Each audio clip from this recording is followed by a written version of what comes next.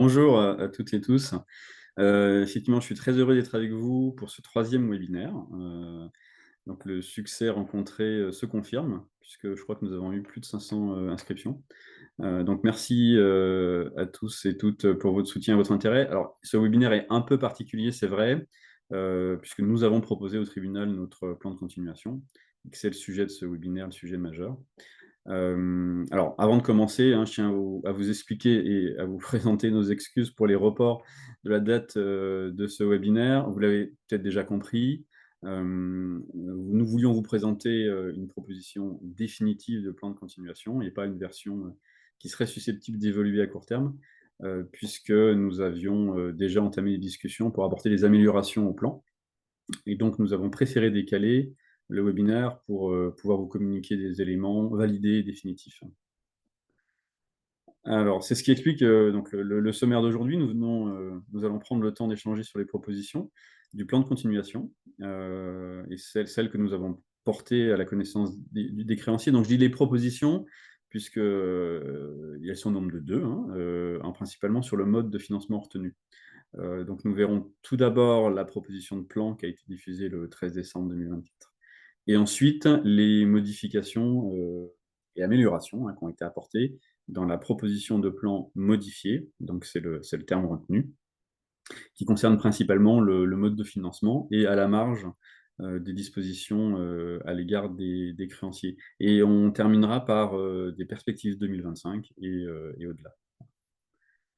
Alors, tout d'abord, quelques éléments sur la proposition de plan qui a été présentée aux créanciers donc le 13 décembre 2024. Alors, cette proposition de plan, qui est résumée sur ce slide, est réalisée dans le cadre d'un plan de classe de parties affectées. Donc, c'est-à-dire que l'ensemble des créanciers sont rassemblés dans des classes. Alors, nous en avons 13 dans notre cas, et ça permet de garantir une égalité de traitement entre tous les créanciers qui sont titulaires de droits sensiblement similaires et qui, du coup, sont regroupés dans la même classe. Alors, une proposition de plan de continuation comporte au moins, en tout cas, au moins deux grands volets. Tout d'abord, c'est le montant global de la dette qui sera remboursée aux créanciers et les modalités de ce remboursement. Donc, le montant total de la dette, euh, euh, après prise en compte de l'ensemble des contestations présentées aux organes de la procédure, s'établit à 35 millions d'euros environ. Voilà. Donc, le montant global de remboursement des créanciers proposé par le plan est de 9 millions d'euros. Alors, sur ces 9 millions d'euros, il y a 2 millions d'euros de remboursement auprès d'organismes de type AGS, donc c'est-à-dire assurance garantie de salaire, dont les remboursements sont prévus à 100%. Ils sont considérés comme en réalité hors classe de partie affectée. Et par ailleurs, il y a environ 2 millions d'euros de ces 9 millions qui sont auprès d'organismes donc fiscaux et sociaux et qui font partie de classes pour lesquelles aucune remise n'est autorisée par la loi, dans ce qu'on appelle les classes de créances non rémissibles. Donc ce remboursement global de 9 millions d'euros, il est proposé sur une période de 6 à 9 ans selon les classes. Ça, c'était le premier volet, donc le montant. Et le second volet, c'est le mode de financement retenu. Donc, dans la proposition du plan du 13 décembre, le financement était assuré par une augmentation de capital, avec maintien du DPS, donc droit préférentiel de souscription pour les actionnaires. Montant de l'augmentation de capital de 8 millions d'euros, donc qui permet d'apporter entre 6 et 8 millions selon le taux de souscription. Voilà, cette augmentation de capital était assortie d'une augmentation de capital réservée pour les détenteurs de comptes courants associés. Donc, les comptes courants associés sont des actionnaires historiques de la société qui avaient apporté du cash à la société, avaient apporté un soutien à l'entrée, avant l'entrée en redressement. Donc, pour un montant total de 5,7 millions d'euros. Donc, il leur était donc proposé dans le plan initial s'il participait à l'augmentation de capital et donc soutenait à nouveau la société d'être remboursé de cette créance sous forme de capital avec un taux de 1 pour 1. Donc chaque euro qu'ils versaient pour l'augmentation de capital permettait de convertir 1 euro de leur créance en action. Alors, pour obtenir un accord du tribunal des affaires économiques, puisque désormais c'est le nouveau nom du tribunal de commerce pour Paris, donc le tribunal des affaires économiques, sur ce plan, nous devions remplir à minima deux types de conditions. Donc, la première, c'est d'obtenir le soutien de la part des créanciers à ce plan. Alors qui, même s'il affiche un remboursement de 9 millions de la dette, suppose un abandon de la créance de certains créanciers, sauf les créances non rémissibles, à des niveaux qui sont quand même très importants. Nous devons donc réunir des votes favorables donc sur un maximum des 13 classes. Voilà. Il est bien entendu indispensable de recueillir par ailleurs le vote de la classe des actionnaires, qui, compte tenu du mode de financement retenu qui est dilutif, va être directement impacté. Et il est important de recueillir le vote favorable des classes qui sont considérées comme prioritaires, dont on doit obtenir au maximum un accord sur le plan.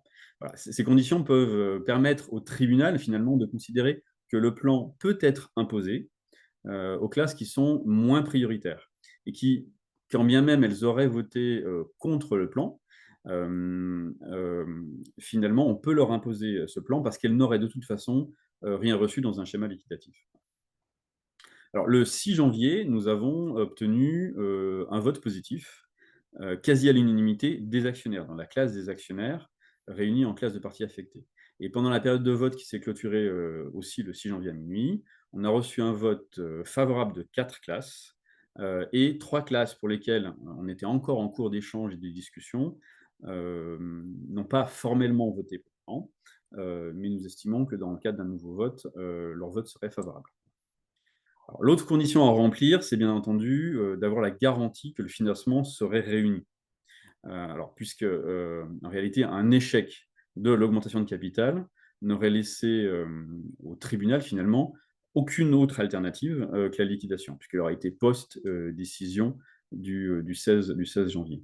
Donc il n'était pas du tout question, alors, ni pour le tribunal de toute façon, ni pour nous, de prendre le moindre risque. Donc il fallait absolument garantir la réussite de l'augmentation de capital. Et pour garantir la réussite, il fallait réunir légalement 75% du montant de l'augmentation de capital, donc 6 millions d'euros de garantie. Alors, au 6 janvier, nous avions 2,2 millions d'euros de garantie ferme, constituée par deux investisseurs qui ont proposé, pendant les discussions, de monter plus haut en termes de garantie, mais qui se sont heurtés tous les deux à des seuils légaux, en réalité, qui empêchent, alors déjà, un investisseur qui n'est pas européen de détenir plus de 24,9% du capital, pour une société technologique comme Opium, considérée comme technologique et stratégique, et qui oblige tout investisseur, de toute façon, quel qu'il soit, qui dépasserait 50% de parts, d'actions, de lancer une OPO, donc une offre publique obligatoire. Donc en fait, dans les faits, s'il n'y a que deux garants, la garantie réelle ne peut pas vraiment dépasser environ les 3 millions d'euros, ça dépend des conditions.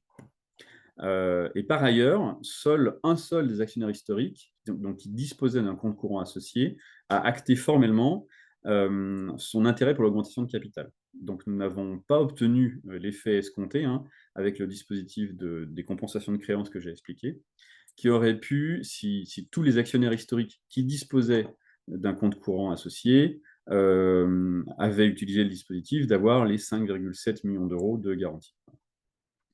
Donc après coup, on se rend compte qu'il aurait fallu, pour éviter tous ces écueils, réunir au moins 3 et probablement 4 actionnaires, si possible européens, tous, pour garantir à peu près 2 millions d'euros ou un peu plus chacun. Voilà. Et on n'a pas eu tout simplement le troisième investisseur qui aurait pu permettre ce dispositif de garantie. Alors, je l'ai dit, on attendait une part importante de garantie des actionnaires historiques. On avait nos conseils financiers qui nous avaient identifié un certain nombre d'investisseurs potentiels. Et même si on a eu, donc, pendant cette phase, beaucoup de retours positifs, faut quand même se rappeler quelques facteurs d'incertitude qui ont conduit à une proposition de plan modifiée. Voilà, je cite souvent l'élection américaine du 5 novembre et la motion de censure du 4 décembre. Il y avait un certain nombre de facteurs d'incertitude qui nous ont amené assez vite à identifier le besoin de bâtir une solution alternative, au cas où ces incertitudes finalement conduiraient au dernier moment, et c'est ce qui s'est passé, des investisseurs à finalement temporiser leur prise d'engagement. Voilà. On s'était fixé date limite le 7 janvier comme date limite de décision. Voilà. Donc la proposition de plan modifié, hein, que je vais expliquer, après discussion avec les organes de la procédure, avec donc l'administratrice judiciaire, Madame la juge commissaire, on a décidé donc tout début janvier de ne pas courir le risque d'un refus du tribunal finalement qui considérerait que la garantie n'était pas suffisante, et on a mis en place la solution alternative, donc la solution de plan modifié que nous avions bâti dans les semaines qui avaient précédé. Alors, le plan modifié, il est donc principalement modifié dans son plan, dans son mode de financement. Alors, la date du 7 janvier était pas au hasard non plus. C'était pertinent parce que elle nous permettait de recueillir tous les votes des classes de partis affectés. Donc, certes, les actionnaires le 6 janvier, et la période de vote se terminait le 6 janvier au soir à minuit. Voilà. Donc, ça nous permettait d'avoir un premier retour sur le plan. Bien entendu, pour obtenir un délai du tribunal, nous devions apporter la démonstration avec ce plan modifié qui présentait des avancées non seulement sur le mode de financement, mais aussi sur le traitement des créanciers. Alors, les principaux éléments sont rappelés ici en synthèse. On va voir un peu plus en détail par la suite. Sur le traitement des créanciers, juste une notion, il faut savoir que les créanciers publics n'accordent pas habituellement de remise de créances, donc votent en général contre le plan. Ils nous ont quand même assuré, alors déjà du soutien au projet, donc le projet Opium est très suivi par les créanciers publics, et qu'ils pourraient avoir un vote positif si on arrive à démontrer clairement qu'une performance supérieure à celle attendue dans le business plan se traduirait par un remboursement meilleur et plus rapide. Voilà. Donc on a construit, ce que vous avez sans doute dû voir, des clauses de retour à meilleure fortune pour les créanciers publics. Alors sur le reste du plan, les modalités de remboursement ne sont pas modifiées. Alors sur le mode de financement, sont donc supprimés dans le plan modifié les deux augmentations de capital. Donc je dis bien les deux. Donc celle avec maintien du DPS, donc du droit préférentiel de souscription, et de fait, celle qui était réservée aux actionnaires historiques qui détenaient un compte courant d'associé. Voilà. Donc dans les faits, cette classe, donc la 12 je crois, cette classe de parties affectées ne dispose plus, dans le plan modifié, de l'opportunité de conversion en actions dans le cadre d'une augmentation de capital réservée. Voilà. Donc, le montant de 8 millions d'euros de cash potentiel à apporter par l'augmentation de capital est remplacé dans le nouveau plan par 5 versements trimestriels de 2,5 millions d'euros bruts à compter du 1er mars 2025, sachant que l'audience a lieu le 27 février. Donc, soit un rythme, pour comparer, à toute chose comparable, de 10 millions d'euros bruts par an, contrairement aux 8 millions d'euros de l'augmentation de capital. Alors, une remarque que j'ai écrite en gras, parce que j'ai vu des commentaires parfois, le nombre de maquinas remboursés n'est que de 500 environ. Il s'agit uniquement des particuliers ayant commandé une ou deux maquinas. Voilà. Les intentions de commande en fait, qui avaient été évoquées au Salon mondial de Paris 2022 par le Crédit Agricole, en fait, n'ont pas été suivies ensuite par des versements effectifs. Et donc ne sont pas considérés dans ces remboursements. Donc, ne font partie des remboursements en question que les 500 particuliers, et c'est pour un montant global donc d'environ 280 000 euros. Alors, c'était un point sur lequel je voulais mettre l'accent. C'était important pour la société de rembourser les particuliers qui avaient fait ces précommandes et qui nous avaient fait confiance. Alors, comme je l'ai précisé, on devait apporter la démonstration que le mode de financement, finalement, apportait des éléments positifs par rapport à l'augmentation de capital, et dans la mesure du possible, pour l'ensemble des parties prenantes. Donc, pour les actionnaires, tout d'abord, ils présentent en fait une dilution qui est moins importante. L'augmentation de capital réservée, qui, elle, n'apportait pas de cash, potentiellement monter la dilution à un montant de 13,7 millions d'euros.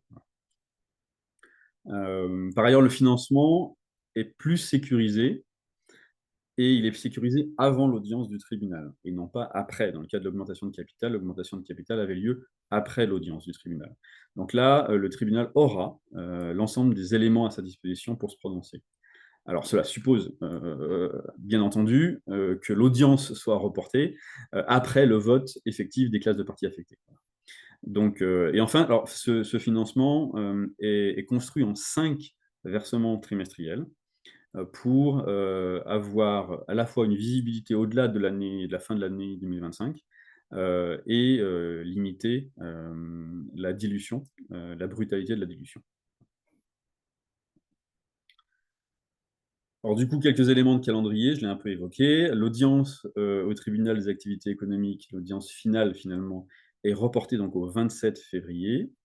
Euh, Ce plan, finalement, ce nouveau plan modifié impose de laisser aux créanciers le temps, et à la classe des actionnaires, hein, le temps de se prononcer.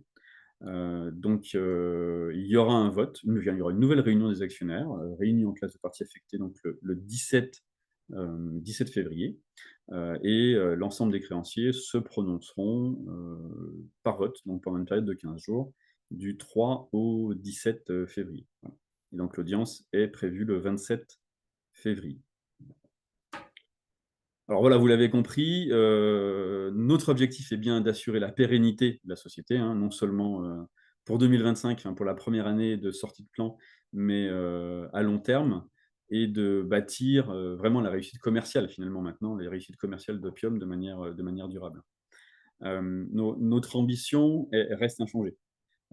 C'est bien devenir l'acteur de référence pour la décarbonation du transport lourd à l'horizon 2028-2030. Nous pouvons décarboner les transports lourds par l'électrification, à pile à combustible, à hydrogène, et faire passer finalement de niche à masse le véhicule électrique à pile à combustible hydrogène pour les transports lourds et construire des transports lourds décarbonés. Notre concurrent unique, c'est donc bien la solution actuelle, qui n'a pas d'alternative décarbonée à ce jour, qui est bien le moteur diesel. Alors, je crois qu'aujourd'hui, on peut affirmer qu'on a réussi à passer au-delà de certaines faiblesses historiques de la société, de les corriger.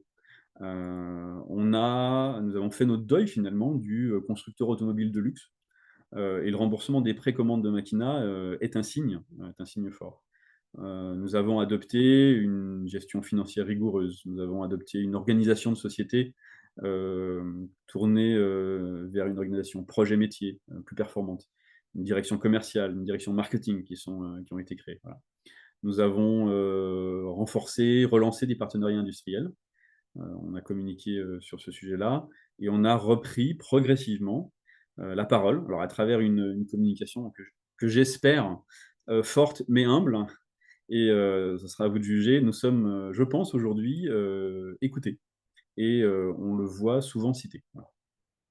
Donc nous avons cette technologie démontrée au travers des essais que nous avons réalisés sur banc et sur piste, et une vraie capacité industrielle et commerciale qui est basée désormais à Saint-Bonnet-de-Mur, donc dans l'Est lyonnais.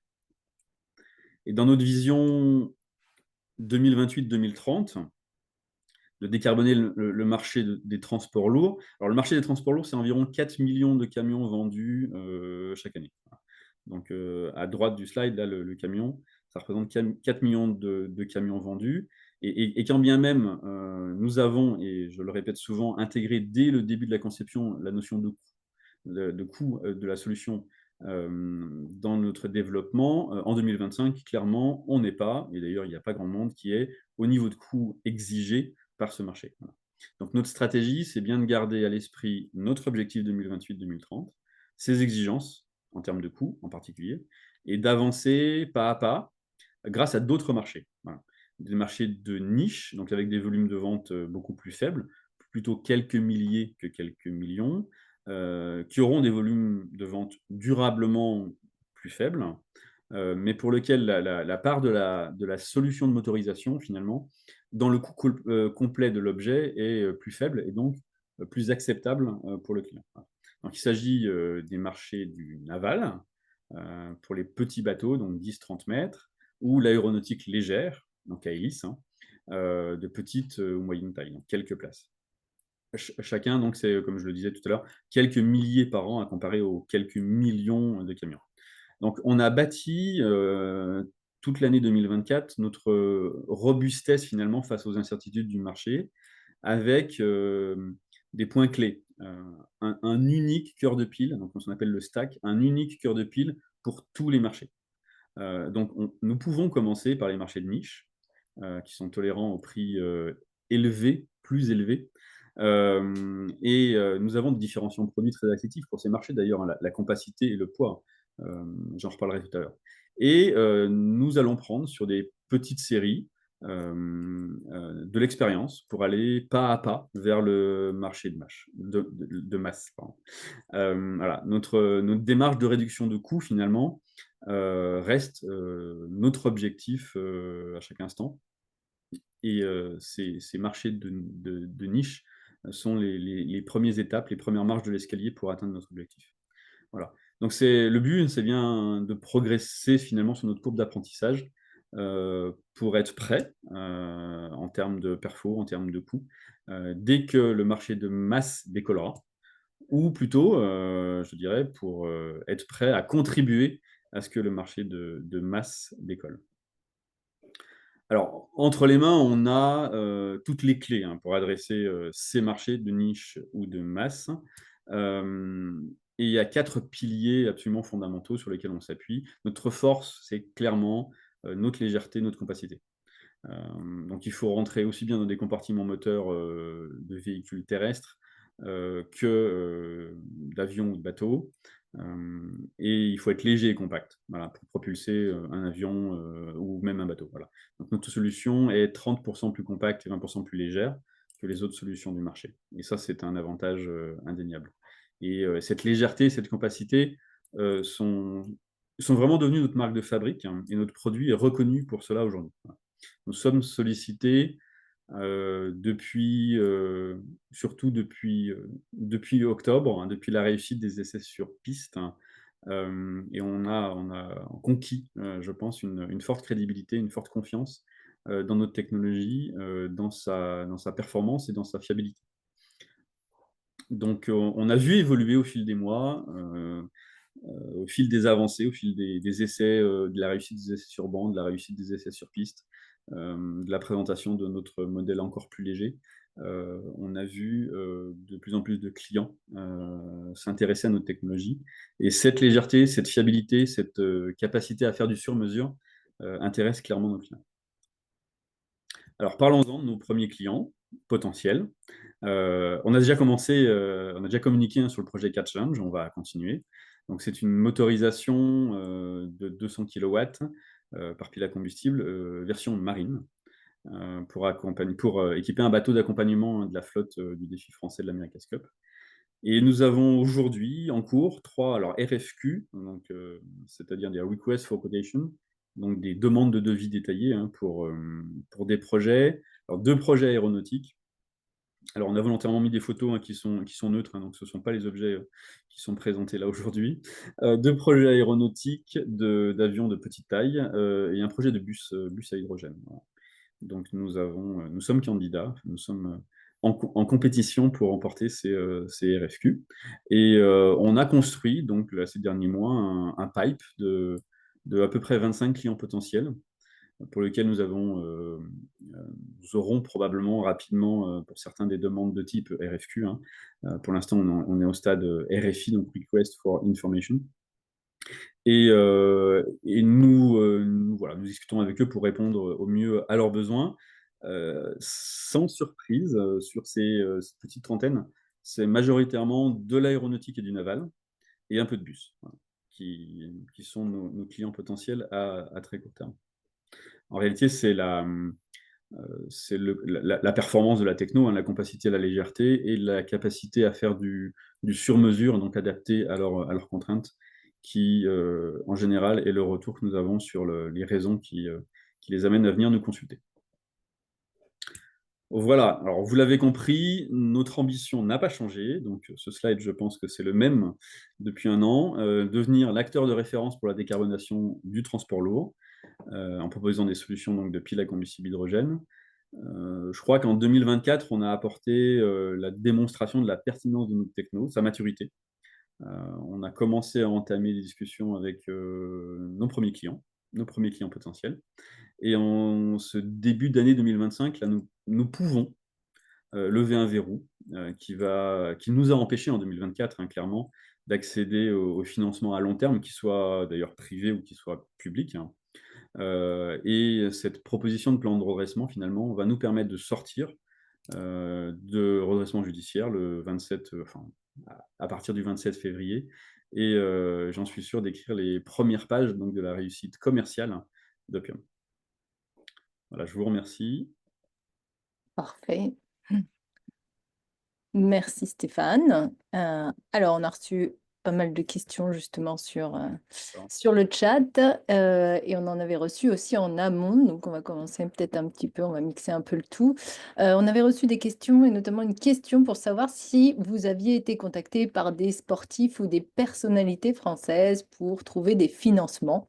La personne soulignait notamment Tony Parker. Voilà. Oui, j'avais vu cette question. Alors, évidemment, on ne va pas communiquer sur des noms de personnalités que l'on aurait ou pas contactées. Là, en l'occurrence, c'est la question des family office, donc c'est-à-dire des familles, des familles d'industriels, hein, souvent, ou d'entrepreneurs qui possèdent des fonds.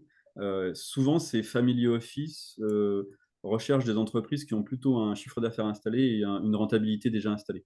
Donc, elles cherchent une forme de rentabilité, quand bien même il y a souvent des intentions de contribuer à des défis environnementaux ou sociétaux. Voilà.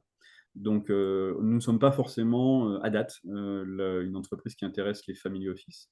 On a, sur l'année 2024, contacté plus de 150, alors soit industriels, soit family office, soit fonds d'investissement. Donc, on est toujours en discussion avec plus d'une vingtaine.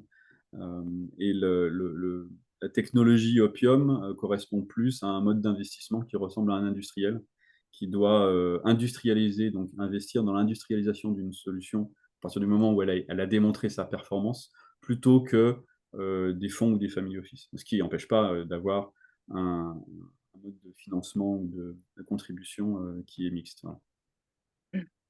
Parfait. Cette même personne avait demandé s'il y avait déjà, quel serait le prix de la pile à combustible et combien en avait déjà été commandé. Ça, on a déjà répondu partiellement Alors, à ça. sachant que manifestement, ce monsieur n'est pas un des trois à qui a reçu notre, notre réponse, mais effectivement, on le communique qu'aux clients potentiels, ouais, à ce stade. Euh, on avait une question effectivement, mais qui a été également évoquée. Si le plan de continuation est validé par le tribunal, donc en l'occurrence donc le 27 février, est-ce que cela ouvrira la porte à Opium au financement public? Alors, oui, à ce stade, alors, on a contacté effectivement tous les représentants des financements publics. Ça peut être du France 2030, ça peut être de la BPI, ça peut être la Banque des Territoires ou même des régions.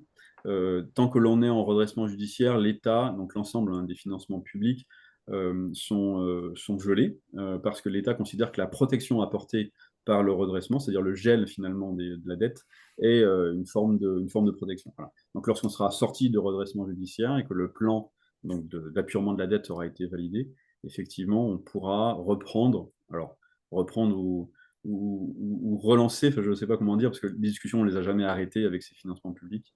Et donc, je pense qu'on aura accès assez rapidement à des réponses positives.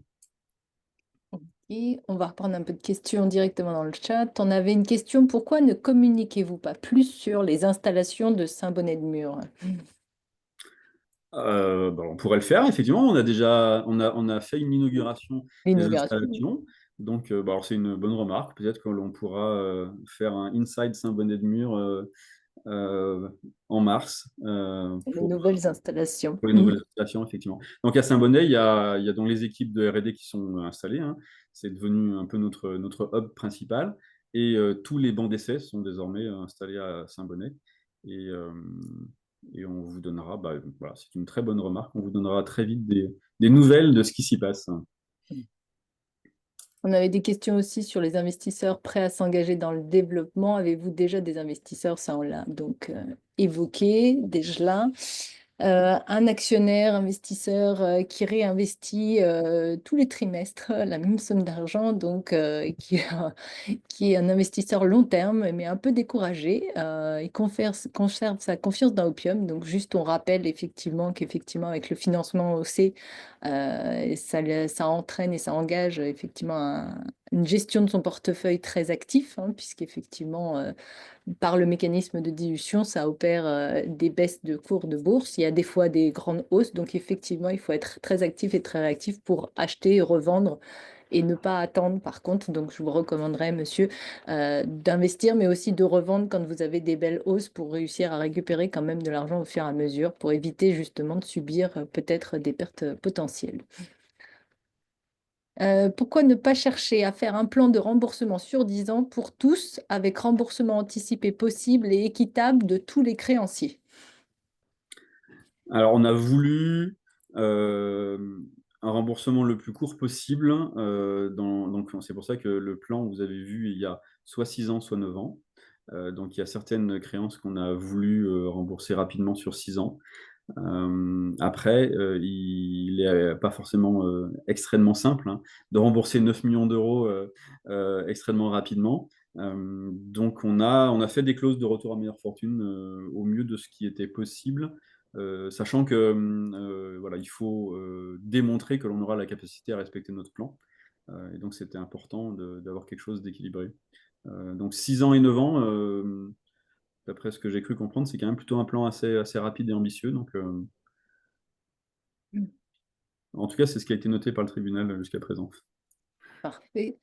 Une autre question, je reviens sur les questions qu'on avait reçues aussi en amont, qui voulaient savoir un petit peu, et d'autres questions que j'ai vu passer également, sur les clients potentiels que vous avez. Est-ce qu'ils sont plutôt français ou étrangers et dans quel secteur sont-ils positionnés? Alors, pour l'instant, ils sont tous européens à ce stade. Alors, dans les 25, là, donc et les trois en particulier, mais pas tous français. Ouais.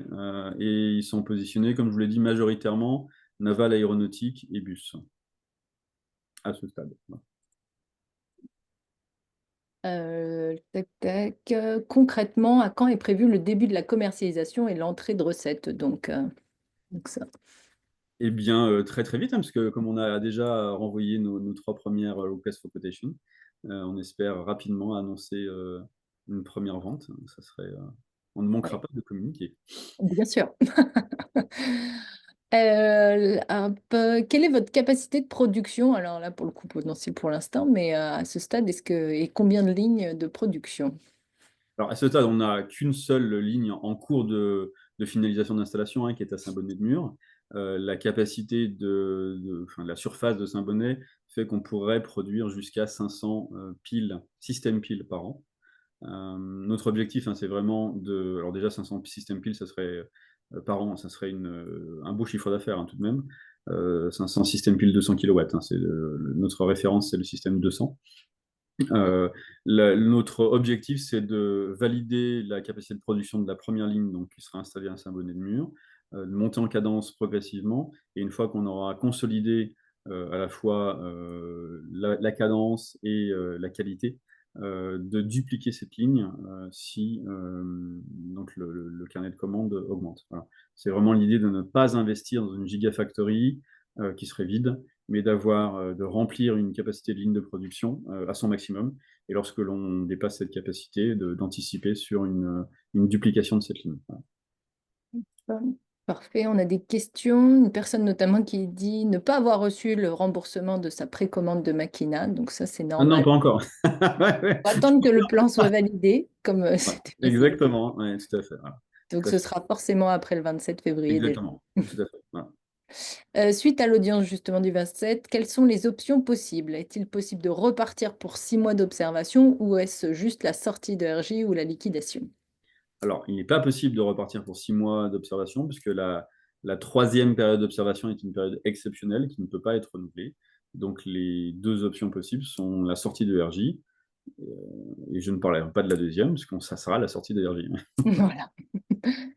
On a une question aussi sur les machines donc, de travaux publics. Y a-t-il eu des échanges avec LibR, pardon pour la prononciation, qui vient de prendre un énorme contrat?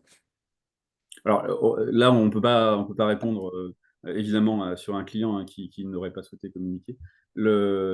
Clairement, ce type de machine, donc les Liber ou les autres, hein, sont clairement d'ailleurs dans le slide, je pense qu'on le montre.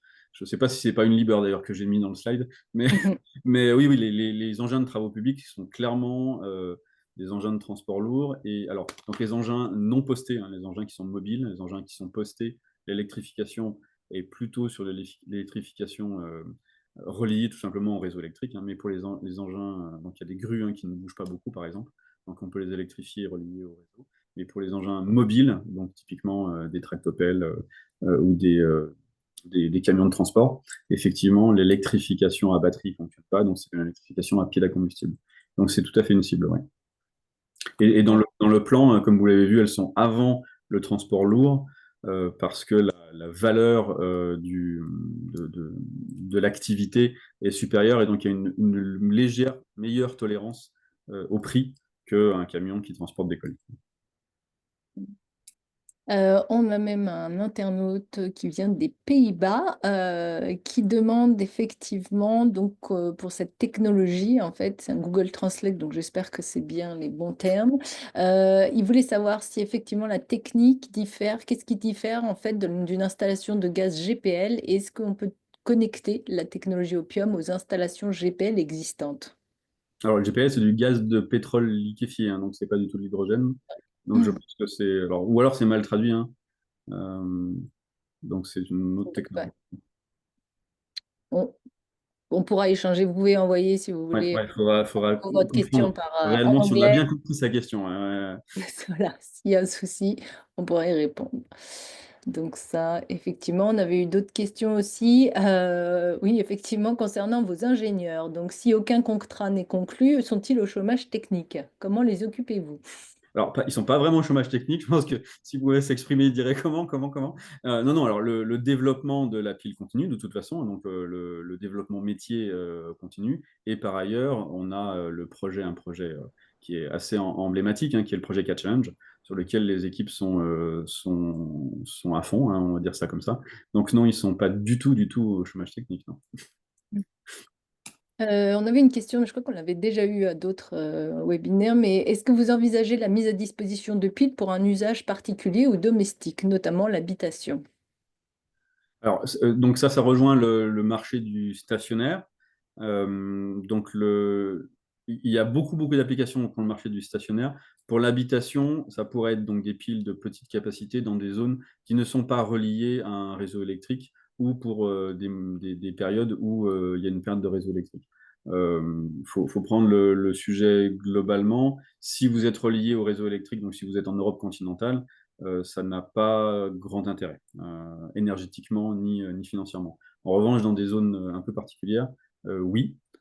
Et donc à l'international, en l'occurrence, on a eu des questions sur ce sujet-là, pour des piles plutôt de puissance un peu inférieure, donc inférieure aux 100 kW. Voilà. Donc on regarde. Voilà. En tout cas, on est capable, comme on a une pile qui peut s'adapter entre à peu près 15 et 100 kW et que le système autour est dimensionné, on est capable de répondre à ces sollicitations-là. Très bien. Euh, on avait aussi des questions pour savoir pourquoi vous avez changé de site de production. Alors, jusqu'à présent, alors, changer de site, c'est-à-dire qu'on était en région parisienne. Oui. Initialement, on avait envisagé une usine véhicule en Normandie. Donc, on a communiqué à un moment donné sur le fait que l'on n'allait malheureusement pas s'installer dans cette région parce que c'était une usine véhicule, donc une usine de très très grande surface. Pour produire des voitures, hein, ça demande énormément de surface. Et donc, assez naturellement, au moment où on a décidé d'une zone qui regrouperait à la fois les bancs d'essai et le site de production, nos équipes de R&D, de la pile à combustible, historiquement, étaient plutôt dans la région Rhône-Alpes. Donc c'est pour ça que dans le choix, la recherche d'un site de toute petite taille, finalement c'est un site de petite taille, une ligne d'assemblage de piles à combustible, c'est beaucoup plus petit qu'un site de production de voitures. Nous avons cherché un site qui soit au plus près des lieux d'habitation de tous nos salariés, qui soit dans une zone où on avait aussi beaucoup de nos fournisseurs, de nos partenaires, puisque la région Rhône-Alpes, Auvergne-Rhône-Alpes est très dynamique dans le domaine de la pile à combustible hydrogène. Il y a beaucoup d'acteurs qui sont présents et qui disposent aussi de centres de formation, d'universités, d'écoles, pour avoir ensuite à disposition des ressources pour gérer notre croissance. Alors, il y a bien sûr, d'autres régions, hein, qui ont ces attraits-là, mais la région Rhône-Alpes répondait à l'ensemble des besoins. Oui. Y a-t-il une perspective d'ouverture de marché pour commercer hors Union européenne? Oui, oui, bien sûr. Ouais. Alors, je pense que dans un premier temps, les clients principaux seront européens, mais assez rapidement, on sortira de l'Union européenne. Ouais. Ça me permet de rebondir sur une question qu'on avait reçue en amont aussi, qui est d'un internaute qui nous demandait, ou un actionnaire, pourquoi est-ce que le site d'Opium n'est pas tourné vers l'international? Par exemple, la vidéo est sous-titrée en français, mais pas d'onglet pour changer de langue. Est-ce que vous allez y remédier ou est-ce que c'est en projet? Alors oui, oui, bien sûr, c'est en cours, hein, donc c'est même très en cours. Et pour la vidéo, effectivement, alors la vidéo, pour ceux qui l'ont vue par ailleurs sur d'autres médias, elle est en anglais, la vidéo. C'est pour ça qu'elle est sous-titrée en français. Mais effectivement, le son sur le site est coupé, donc on ne voit que le sous-titre en français. Mais la vidéo, justement, est une vidéo en anglais en réalité. Donc, et on va corriger enfin, on va corriger. On est en train de mettre en place la version anglaise du site. Est-ce que Opium a d'autres besoins type humain ou autre, ou uniquement financiers pour les années à venir, cette année ou les années à venir d'ailleurs? Alors, on va avoir des besoins humains, on va beaucoup Mm. recruter dans les mois et années qui viennent. C'est clair que là, aujourd'hui, on est à une petite trentaine de salariés dans l'équipe, hein. On a le cœur de l'équipe là qui est toujours là, mais on a un besoin en ressources qui est important. D'ailleurs, je le mentionnais tout à l'heure quand on a choisi la région Auvergne-Rhône-Alpes et le site près de Lyon. On l'a aussi choisi parce qu'on souhaite que ce soit un lieu assez attractif avec un vivier d'ingénieurs et de techniciens très compétents dans le domaine. Mm. Exactement. Une question aussi, vous présentez comme vous présentez comme seul concurrent, pardon, la technologie diesel, mais qu'en est-il de concurrents actifs sur le mode de technologie pile à combustible lui-même? Et comment pouvez-vous maintenir vos certitudes en termes de compacité et de poids? Alors aujourd'hui, alors je commence par la dernière question. Ouais. On s'est comparé, hein, à la concurrence. Et alors, quand je dis la concurrence, c'est-à-dire d'autres fournisseurs de piles. Et nos clients nous le disent. Donc, en termes de compacité et de poids, on a déjà une avancée, une avance par rapport à d'autres. Et on a dans nos cartons des projets d'amélioration. Donc, on ne va pas s'arrêter là sur ce sujet-là. Ensuite, je dis qu'on est en concurrence avec le diesel, bien entendu, parce que si on veut avoir des ventes, il faut que l'on soit compétitif face au diesel. Mais bien entendu, il y a d'autres acteurs de la pile à combustible, et des très très bons acteurs. Nous devons tous collectivement travailler ensemble pour atteindre ces objectifs de réduction de coûts et d'être compétitif avec le diesel. Ça ne veut pas dire qu'on n'a pas d'autres acteurs de la pile à combustible pertinents, on les connaît, hein. Une autre question, le marché de l'engin agricole est-il un objectif? Oui, tout à fait. C'est vrai qu'il n'y en a pas dans la présentation, mais C'est vrai, c'est vrai. donc c'est aussi un Oui, objectif. complètement, ouais. Tac. Où en est l'avancement des dépôts de brevets? Alors, on continue, on les renouvelle. Donc, on a une activité assez forte, hein, au niveau des brevets. Donc, on a d'abord, cette année, consolidé l'ensemble de nos brevets de manière à ce qu'on puisse garder la pérennité des brevets sur un périmètre monde. Et on continue à déposer des brevets sur les caractéristiques qui nous paraissent majeures pour la pile. On ne communique pas trop dessus en réalité, hein, sur le dépôt des brevets, parce que voilà, on ne souhaite pas donner d'informations sur les axes sur lesquels on souhaite se développer non plus. Mais on continue. Ouais. Alors, en revanche, on avait beaucoup de brevets qui étaient sur la voiture. Et là, pour le coup, soit on considère qu'ils n'ont plus de pertinence et on ne les renouvelle pas, et en tout cas, on n'en dépose pas de nouveaux, hein. C'était la question. Mm.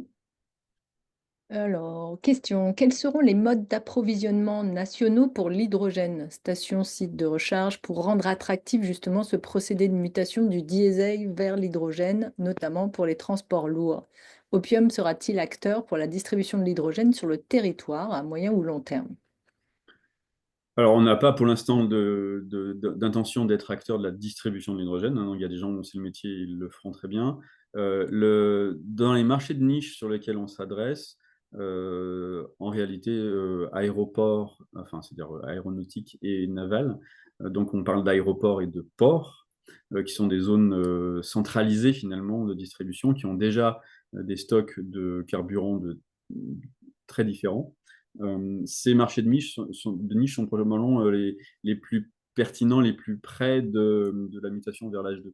Effectivement, si on s'adresse à des transports lourds de type camion longue distance, il y a besoin d'une infrastructure. En réalité, si on s'adresse à des ports et des aéroports, aujourd'hui on voit énormément d'acteurs, hein, qui sont en train d'équiper les ports et les aéroports avec des stockages d'hydrogène plutôt performants. Voilà. Donc non seulement ces marchés de niche sont plus tolérants au prix et seront probablement les premiers à s'adresser à l'hydrogène, mais en plus, ils auront une facilité d'approvisionnement en ressources type hydrogène. On avait aussi un actionnaire qui demandait, ou un internaute en tout cas, qui demandait quel est le principe de base pour recharger une pile à combustible. Donc là, on revient même Alors, recharger le réservoir, j'imagine. au réservoir, oui, c'est ça, parce que la pile, elle ne se recharge pas. Alors, tout à l'heure, on parlait du GPL, hein, c'est à peu près, ça ressemble énormément au GPL, hein. Voilà, vous avez une station-service avec un tuyau, mais au lieu de faire s'écouler du liquide, hein, il vient se brancher de manière étanche sur votre tête de réservoir, et c'est un remplissage par une pression qui est poussée à l'intérieur du réservoir. Et ça va très vite, Et d'ailleurs. ça va, c'est en quelques... Oui, c'est tout l'intérêt, hein, de C'est l'hydrogène. l'intérêt par rapport à l'électrique, en tout cas. Ah oui, Aussi. oui, non, c'est pas comparable, oui. Mm. Effectivement, c'est plutôt de l'ordre du carburant de type essence que de l'ordre de l'électrique, ouais. Mm. C'est quelques minutes de recharge, ouais. Donc ça, ok. On a pas mal de questions pour être rassuré. Est-ce que la société sera encore là dans 5 ans, etc. Bah, justement, le plan qui est mis en place, c'est justement pour assurer cela. Donc effectivement, c'est le but. Et si tout est voté et validé par le tribunal, bah, Opium déroulera ce fameux plan de redressement que vous avez, qui est disponible sur le site d'Opium, hein, d'ailleurs. Oui. On a une question. De grands acteurs comme Toyota abandonnent l'hydrogène. Ceci n'est-il pas un signe que la technologie n'est pas aussi avantageuse que cela? Alors, j'ai manifestement pas la même information. Je, je ne pense pas que des grands acteurs comme Toyota abandonnent l'hydrogène. Alors, ce serait un très très beau débat, hein, qu'il faudrait mener. Donc, Toyota a été le premier et est le premier et est le leader incontesté, enfin, avec, selon les acteurs, enfin, selon celui qui en parle, entre 10 et 20 ans d'avance sur tous les autres. Donc, Toyota est et reste le leader. Donc, il y a des, des- des personnes qui sont dans un peloton qui court après Toyota et dans un peloton d'outsiders crédibles, et je pense que nous en faisons partie aujourd'hui. Alors ensuite, est-ce que la meilleure application de l'hydrogène est la voiture? Là, vous savez que ma conviction est que ce n'est pas le cas, hein. L'électrification de la voiture se fera par l'électrification à batterie. En tout cas, c'est ce qui a le plus de sens, aussi bien énergétique que par le prix. En revanche, Toyota a accumulé à travers la Mirai, hein, par exemple, hein, la Mirai 1 et la Mirai 2, une quantité d'expérience, de retour d'expérience, de fiabilité qui est absolument unique. Donc, qu'ils abandonnent ou non la Mirai ne veut pas dire qu'ils abandonnent ou non la pile à combustible hydrogène pour l'ensemble des applications. Quelques questions, pas mal de questions sur des joint ventures ou des partenariats potentiels, notamment avec des producteurs d'hydrogène blanc comme en Moselle, avec la Française de l'énergie, qui a un potentiel et un réservoir, ou des sociétés comme HRS, ou encore j'ai vu passer aussi Air Liquide. Est-ce que ça aussi, c'est des choses qui peuvent être envisageables pour accélérer le développement ou en tout cas bénéfiques pour Opium? Alors, ce sont des partenaires évidents, hein. Alors, Air Liquide fournit la molécule hydrogène, hein, donc on n'est pas sur le même métier du tout, mais nous, on est un consommateur à travers nos piles à combustible. Donc, ils ont intérêt à ce que nous développions nos produits, hein, de manière à vendre leurs molécules. Alors, HRS, donc Hydrogen Refueling Solution, est une société grenobloise, enfin de la région de Grenoble, qui fournit des stations de recharge, donc des stations, l'équivalent d'une station-service à hydrogène. Donc, de la même manière, plus il y aura d'utilisateurs et plus leur activité croîtra, mais on n'est pas du tout donc, sur les mêmes périmètres, ce sont les partenaires de l'écosystème. Mm. Euh, et donc, le début de la question était est-ce qu'il y a des JV avec ces sociétés-là? Des JV ou des partenariats En tout avec cas, d'autres acteurs dans l'hydrogène, et notamment. on est dans le même écosystème. Je ne suis pas certain qu'il y ait une pertinence vers des JV. Mais... En tout cas, la réussite des uns contribuera à la réussite des autres. Contribue, voilà, la démocratisation de l'hydrogène. Ben on parlait du deuil de la Makina. Finalement, c'est peut-être pas encore fait encore à l'extérieur, Ah, puisqu'on a une question. Pensez-vous un jour, vers 2030, reprendre le projet Makina? non. Malheureusement, désolé, ça ne sera pas, ça n'est pas dans les projets. Euh, Est-ce que le président de la République viendra vous rendre visite à votre prochain salon à Paris? Je ne pense pas qu'il se soit manifesté. Alors, le prochain salon à Paris, en fait, c'est C'est la Evolution, semaine la prochaine. semaine prochaine. Donc, il est le président de la République et effectivement le parrain du salon. Je ne sais pas s'il se présentera. En tout cas, s'il souhaite, dans sa déambulation, venir sur notre stand, on l'accueillera avec grand plaisir, hein. Il était venu finalement au Mondial de Paris voir la voiture en 2022. Voilà. Donc là, aujourd'hui, on pourra lui présenter notre pile à combustible. Très bien.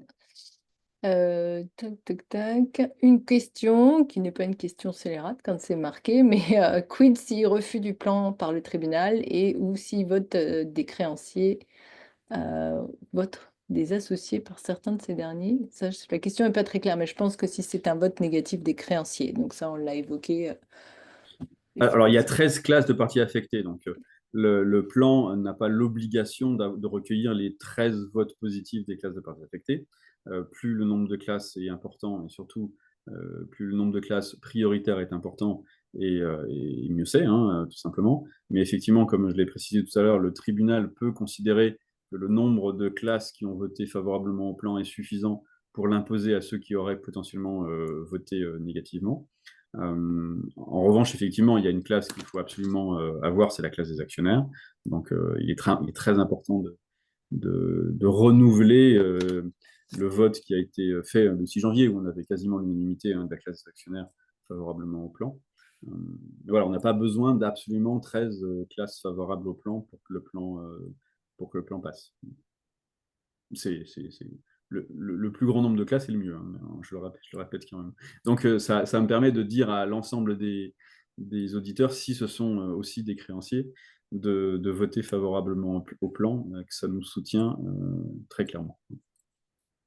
Exactement. Euh, alors, j'ai une question qui revient tout le temps, mais on y a répondu, monsieur. Donc, concernant justement les contacts avec des sportifs ou des personnalités françaises, je vois cette question a été remise 5-6 fois, mais on y a répondu un petit peu plus tôt. Peut-être que vous n'étiez pas encore connecté à ce stade. Donc, il y a une question un peu technique sur la dangerosité de la pile à hydrogène. Est-ce que c'est dangereux, justement? Alors, la pile en elle-même, non. La seule question qui se pose peut venir du réservoir. Et Mm. de la même manière que, donc ça a été traité de la même manière que le GPL. Alors en fait, vous avez eu un incendie hein, il y a pas très longtemps en France de bus qui étaient équipés de piles à combustible.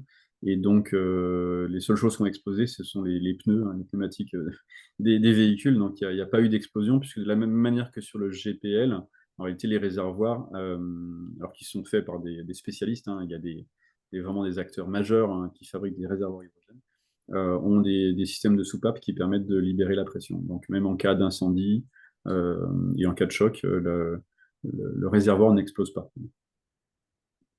Donc, Parfait.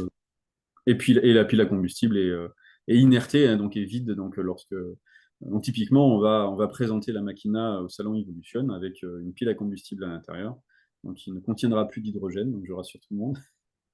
Donc, en absence d'hydrogène, il n'y a strictement aucun risque. Sinon, on n'aurait pas eu l'autorisation de rentrer dans le salon. Non, beaucoup trop dangereux. Bon, on a répondu, le temps est écoulé, donc du coup, bah, merci à tous. Merci beaucoup. Bonsoir. Oui, l'enregistrement du webinaire sera disponible, bien entendu, je vous le reconfirme, je l'avais dit en début. Donc n'hésitez pas, il sera disponible sur le site, sur la chaîne à Helium exactement aussi. Comme Stéphane Rabatel vous l'a dit, Opium sera présent donc la semaine prochaine au Salon Art Evolution de Paris. Et également pour nos internautes lyonnais, il y aura une réunion le 3 février prochain physique à l'Escale lyonnaise. Donc si vous êtes disponible, qui sera à 18 heures.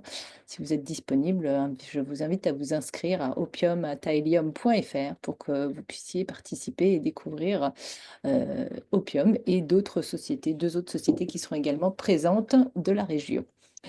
Et ben, je laisse le mot de la fin à Stéphane. Bah, merci beaucoup à tous. Et la participation est un facteur important. Comme on l'a expliqué, cette année 2025 sera celle de la sortie de redressement judiciaire et de nos premiers clients. Et donc, je suis impatient avec vous d'écrire la nouvelle page 2025 des premières ventes de la pile à combustible Opium. Merci à tous, très très bonne soirée. Au revoir.